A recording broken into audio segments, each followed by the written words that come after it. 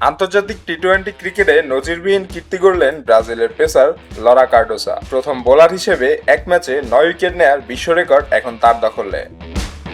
লেসোথোর বিপক্ষে ম্যাচে 21 বছর বয়সী এই ডানহাতি পেসার মাত্র 3 ওভার বল করে 4 রান দিয়ে 9 উইকেট নেন। এর আগে আন্তর্জাতিক টি-20তে এক ইনিংসে সর্বোচ্চ 8 উইকেট নেয়ার রেকর্ড ছিল, সেটি ভেঙে ইতিহাসে নাম লেখালেন লরা।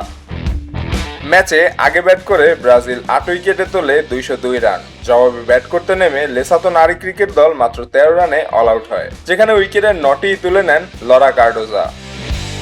এর আগে আন্তর্জাতিক টি-20তে 8 উইকেটের রেকর্ড ছিল ভুটানের পুরুষ ক্রিকেটার সোনম ইয়াসের দখলে।